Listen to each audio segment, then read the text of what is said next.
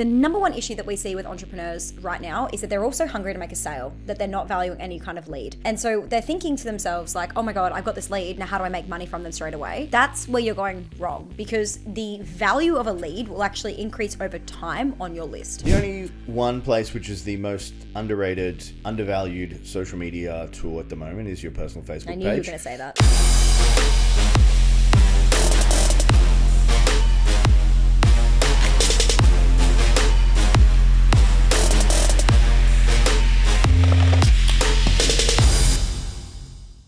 Welcome to the Success School podcast. We are on episode 60. Super excited today. We are talking about how to win the rest of 2024 in business. This is going to be a little bit tactical, a little bit strategic. We're going to give you some stuff that you can implement right away in your business. If you do, let us know how it goes. We would love to hear that. So I'm going to kick off with our personal updates. So we were doing some business networking, and we were networking with some people that were doing some big shit in business, and they were really good operators. It was very eye-opening for me. I think it was eye-opening for Steph as well. But, you know, there were some people doing up to $1 million a month, which is pretty crazy in a coaching niche or a coaching business. We thought we were killing it, but then we just realized we were king of our own sandboxes, which is great. And it's the old notion, I guess what I got from it is if you're the smartest person in the room, you're in the wrong room. We did learn a lot. I think the main thing, and a lot of people ask me this, is what did you take away from that experience? They're not doing more than us. They're just doing it better. So if you're listening to this and you're like, what are Steph and Tim doing that I'm not doing? We're probably just executing at a higher level in terms of the quality that we produce. And what are people doing that are doing $1 million a month and we're not? They're just executing at a higher level than what we're doing.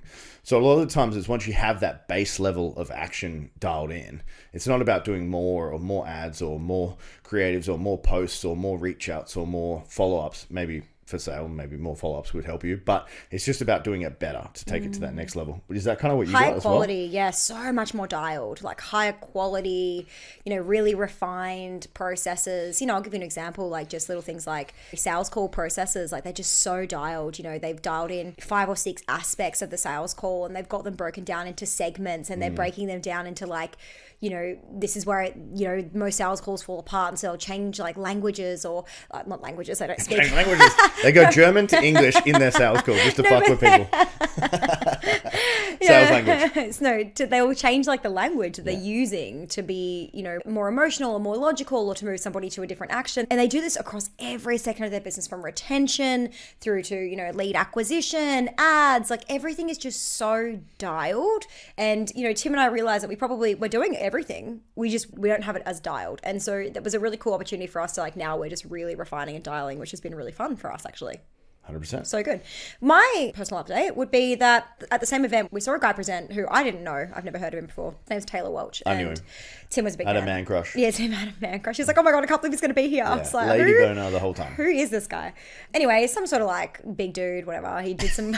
Big dude. He did some cool stuff. Sort of dude. Taylor, you're a big dude. Some funnel hacking stuff. Like, a couple of years ago, big business, grew his business to like 25 million, was apparently the man around town for a bit of time there. And all that stuff was cool and very impressive. But I think what impressed me the most was that they hyperscaled their business many, many times. Actually, every business that he's had, he kind of hyperscaled. And one thing that he said, sitting from where he's sitting now, where he's just, walked away from lots of businesses, shut a lot of businesses down because he realized that his health and his family and his happiness mattered more than, these businesses, was that I think a lot of people put too much value on growing fast rather than growing sustainably. And he spoke a lot about that, and about how, there's a saying in the US Army that is slow is smooth and smooth is fast. And I think that the business culture has been for too long favoring fast growth. And honestly, it's not fun. Like Tim and I will tell you, like fast growth, it feels fun at first because you're like, oh my God, I'm making so much money. But it's so stressful and it's not good for your body, and it doesn't last. Like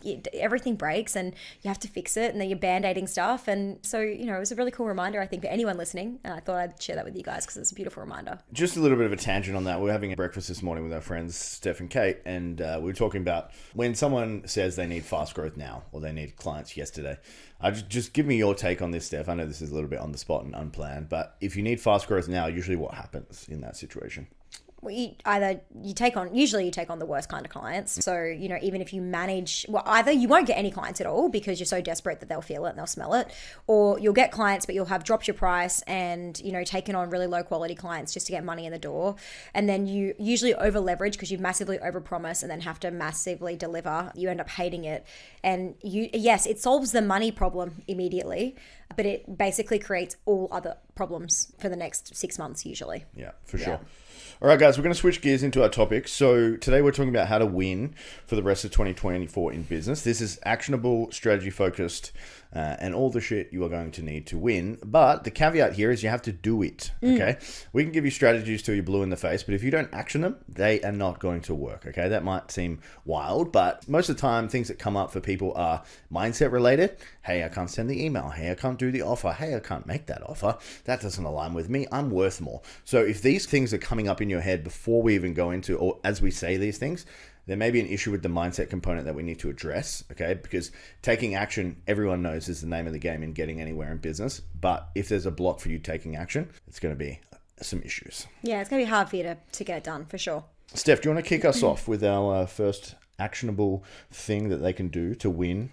So I'd say that, the last couple of months in business in Australia, at least, that we can see. And actually from having conversations, it's been pretty tough out there. I think that it's harder and harder. I think more and more people are getting more hungry. There's a lot more noise being made on the internet.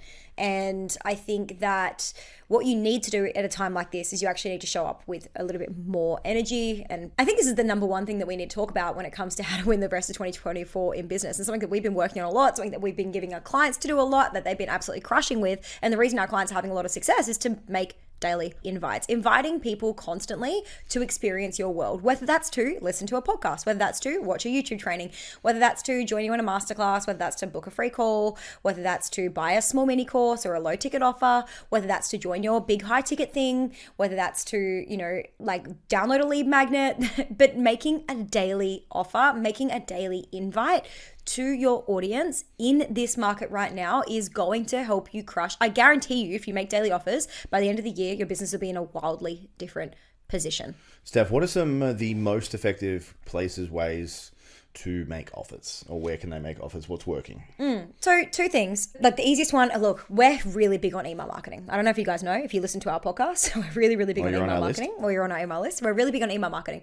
And I'm actually going to change the word from email marketing. So I think email marketing is shitty language. It's daily email communication. Like we have email communication, and we don't just harass our list with offers and deals and buy my stuff. We always use it as a way to educate and inform and teach and tell stories about business and life. And they're usually very reflective and philosophical. And so if you want to join our email list, we'll put a link below and you can jump on our email list, because yes, of course, at the end of most emails, we'll make an invite if you want to take another action. But we hope that from our emails, you learn something just like you do on this podcast, because they're very, very well thought out in terms of storytelling, and they're really there to educate. And I think that a lot of people just aren't emailing their list enough. And I know that's point 2, so I'm not going to get into it too much, but emails are definitely a really great place.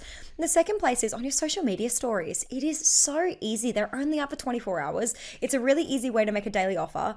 And you have so many offers. I hope that you have a lot of offers in your business right now that you can make. I hope that you have at least one lead magnet. I hope you have at least one masterclass. I hope that you have at least a way for them to be able to book a call. I hope that you have a way for them to, buy a program. It could be an invite to, start a DM conversation with you. It could be so many things, an event that you're running. But if you speak about it on your stories every day without selling, just to talk about it, like literally just go watch my stories. I talk about Success School most days on our stories. Just to even talk about it most days, and then every day just to make an invite. Like if you need some help with this, send me a DM. If you want to brainstorm this, let's jump on a brainstorming call. Like just make offers daily on your stories, in your emails, make an invite. They're the 2 easiest places for you. Whereabouts else am I missing? Yeah, the only one place which is the most underrated, undervalued social media tool at the moment is your personal Facebook page. I knew you were going to say that. And my clients in Success School, their ears are probably burning right now with how often I say this, but I'd say off the top of my head, I probably know about 15 of them out of 250 that actually use their personal Facebook. Every single week, I have people DM me that want information about Success School. All I'm sharing is basically what I'm up to in my life and the results we're getting in Success School. It is not hard or challenging to do. I don't even do the offers thing. I don't even make invites. I just say like, here, I'm doing this. If you're interested, obviously reach out to me and I'll give you some more information about how I can help you.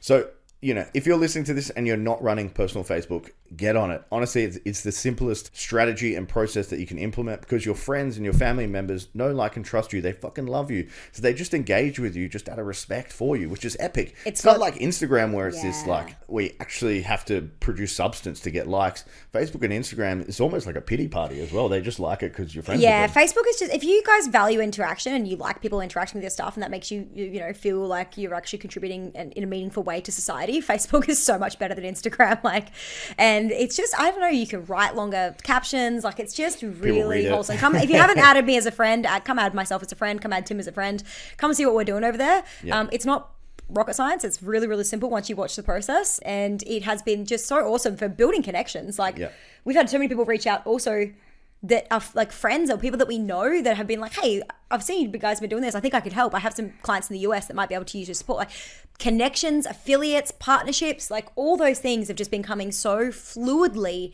as a result of posting on personal Facebook. So it's phenomenal. Serious business happens on Facebook. Yeah, like, man, it's not serious business happening on Facebook. So the first one on growing your business for the end of 2024 and, you know, really starting to get some momentum is to make daily offers, make daily invites, stories, emails, personal Facebook. All right, I'll get into number 2, guys. And Steph did allude to it before in the previous point. It is emails, and I'm going to go as far as to say daily emails. And if that scares the shit out of you, good. That's exciting. So we kind of do anywhere from 3 to 6 emails a week, depending on the week. This is something we've been implementing recently. So let's do some math here. Okay, I'm going to do the math. Steph's not going to do the math. Don't worry, I'm going to get this right. Just so you guys know. So let's say we have 1,000 contacts on our email list. We have a 30% open rate. That means 300 people are going to read the email. Let's say we have a click-through rate of 1%. That means 30 people are going to click through to the link. Now, imagine if we send 5 emails a week and 300 people are reading them. That's 1,500 reads per week. Which of these 2 strategies, sending 1 email or 5, is going to produce a better result for you? Obviously, the 5. And I just want to jump in here because I think what we get confused, guys, is like 2 things I hear all the time. This happens with social media stories and also with emails. Like, because you should be on your social media stories every day. You should be posting on there every day. Is that you think it's the same 300, 500 people that are watching it all the time. Yeah. But it's not. And with email, it's certainly not. If you think about the way that you use email, if I emailed you 5 times a week and they were all very high value emails that you enjoyed reading, even still, you wouldn't open every single email because you're busy, because things are going on right now, because the headline or the subject line didn't appeal to you for that day. I love receiving emails from some of my favorite email marketers. They're always really philosophical. They're always really interesting to read. And still, most days I delete them because I don't have time to read it today, or because I don't have an interest in the subject line, or because I just want to get my inbox down to 0. And then there are other days where I actively open them because I have time and I'm really excited to read it, or the subject line appeals to me. You have to constantly be emailing to give people that chance and that opportunity. But if you're like saying 300 people are opening the email, it's not the same 300 people every day, guys. So everyone's worried about pissing them off. You're not going to piss them off because it's the different people every day. Yeah, if your content sucks, you'll definitely piss people off and they'll just unsubscribe, which is epic. If you're sending just sales emails. Yeah, if you're just sending sales emails. But the kind of emails we're talking about, we tell a story. Usually it's philosophical. There is some value in it. And then at the bottom, usually we'll do a super signature or we'll do some kind of CTA. A super signature is like, here's 3 ways you can work with me. Or if you want more information, book in a free scale session for Success School. That's the kind of CTA we're putting, and then we're just telling stories in it, making sure the subject line is great and is clickable, but honestly, constant, daily, 3 times a week, 5 times a week, whatever you want. Emails are great. If you're not emailing your list at least once a week, you're probably doing it wrong. Once a week is the bare minimum. We need definitely volume for this. Yep. I'll go touch on number 3. So we're going to do a low-cost lead magnet. So I met a guy in Fiji. His name is Cody, and he was an email marketer. And he was telling me, how good would it be if you could get $1 leads and you got 1,000 a month? Would you ever have a lead gen issue? And I said, no. And he goes, why don't you do it? And I kind of looked at him and I was like, fuck, why don't I do it? It's so simple, like in the context of it, but actually getting that is tough. So after Fiji, I went and created a lead magnet. I'm getting $3 leads, which is great. Spend $3,000, which is 1,000 people added to our email list. Do you think we're ever going to have a lead gen issue ever again in Success School? Obviously not. This is something I would suggest for you. So you're going to have to learn paid ads here, but you need to experiment to find a lead magnet that your audience wants and brings in the right type of clientele. You can have a lead magnet that people just download and you could throw something out there with AI and you might get 30-cent leads, but you need to know that they're actually good and qualified prospects for you. So our third point here is I want you to get a lead magnet and I want you to advertise on ads. The goal is as close to $1 leads as possible. That's just for name and email address. On the back of that, we're going to send a 3-day email sequence to them to make them an offer to jump on a call, and then we can talk to them about our program or our service or whatever that is. Quick question. Yeah. On low-cost lead magnets. The first question I can feel the audience Burning. screaming at us already. You mentioned just before that you're spending about $3,000 to acquire these email addresses. Yeah. The first thing I hear people saying is like, I don't have $3,000. It's all well and good for you guys because you have money. Like, how do we get past that? Like, what does that look like? I think if you're making $5,000 a month, you should be starting to invest in ads. Not $3,000 a month. Not $3,000 a month. You could spend $100 a month or $200 a month or $300 a month, whatever it is. But there needs to be a top up of leads coming in at a low cost. Math it out for me because, not my strong suit. Okay, if you wanted 100 leads a month to add to your email list, let's say, how much would you, at $3 leads, what is that? $300. $300. $300 a month for 100 leads. That's a good deal. Yeah. The problem that most entrepreneurs have is that we talk about leads here. Okay, so we're getting their name and their email address. The number one issue that we see with entrepreneurs right now is that they're also hungry to make a sale, that they're not valuing any kind of lead. And so they're thinking to themselves like, oh my God, I've got this lead. Now how do I make money from them straight away?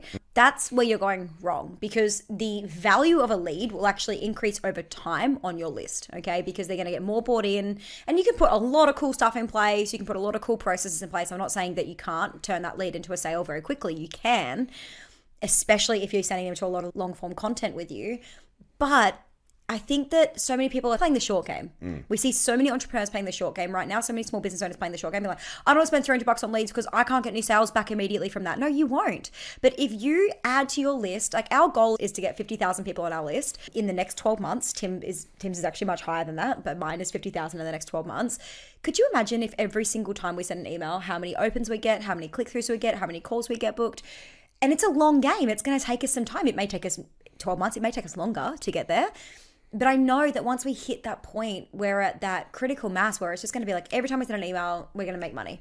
And I think that too many people are playing a small game when it comes to things like email marketing and lead generation and lead nurture. They're thinking, if I pay for the lead now, it needs to, return on investment in a week for me. And it's just not reasonable, to be honest. And it's very, very short-sighted. So once you get their name and email address, obviously you want to send them the freebie or whatever they have opted in for. You can do this paid as well as a low-cost upsell, but freebie works easier and you can just test your stuff a little bit better and there's less tech involved. Anyway, you want to make them an offer 3 days in a row. Usually I send that 24 hours apart. So I'll give them information. I'll give them the information, the freebie, and then I'll be like, cool, do you want to book in a free scale session? Here's what we're going to run through. Here's the value you get. Here's the CTA. Day 2, I'll run through a case study of who we're going after. So this lead magnet was about coaches. So then here's some coaches we worked with. Here's the results they had.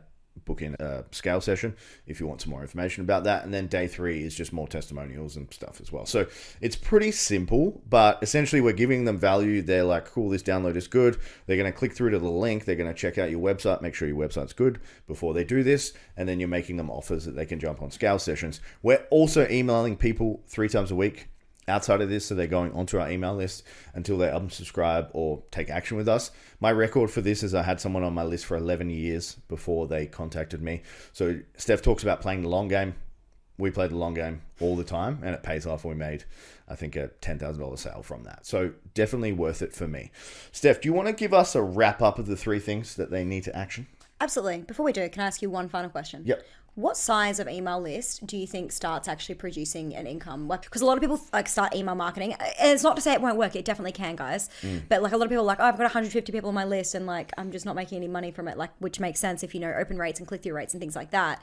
What size of email list should people be kind of aiming to get to start getting really comfortable with generating a return on investment from your email list? 1,000? Yeah. 1,000's kind of where I'm at with that. I think it's very easy to get 1,000 people. You just need to take people from your social media accounts, get them on your email list. That doesn't cost you anything. So just give them a reason to opt in and then they'll opt in and then you've got that. People think it's way harder than it actually is to grow an email list. It's very simple to do. You're just one good lead magnet away. Just one good lead magnet away. Give me your email address and I'll give you this thing. Really simple. We have 400 people sign up to our masterclasses. Yeah. That's 400 people. Yeah. Once you learn how to, usually it's just good copy. Once you write good copy for a good lead magnet, you have a good name of a good lead magnet. Honestly, even if you didn't run any ads to it and you just post it in Facebook groups and just put it on your social media like a lot, you would grow your email list every single week, like for sure, without doubt. So yeah, I think most people are not that far away. So in order to win the rest of 2024 in business, you have to make daily offers, aka daily invites, in some way, shape, or form. So stories, emails, Instagram, DMs, like wherever you want to, Facebook, personal Facebook, LinkedIn, anywhere. Just make some invites, invite people into your world. Daily emails, so at least 3 times a week, probably at least definitely once a week. The more, the better though, as long as they're high quality, not more sales emails, not more push, not more buy my shit, more storytelling, more insightful emails, more educational emails, and do that more often. And then last but not least, create one good lead magnet. Aim to get your leads down to between $1 and $3 and follow up with a nice email sequence to get them nurtured and booked in for a call. Awesome. Thanks, guys. Thanks for listening and thanks for sharing. We appreciate all the DMs, guys. And don't forget, if you're new around here, hit that subscribe button on whatever platform you're at. And also, we love the feedback. So thanks. Keep that coming. Guys, just lastly, before we wrap up, this will only work if you do the work. So these are cool, awesome strategies, awesome hacks, awesome stuff for you to implement, only if you actually implement it. So get to work.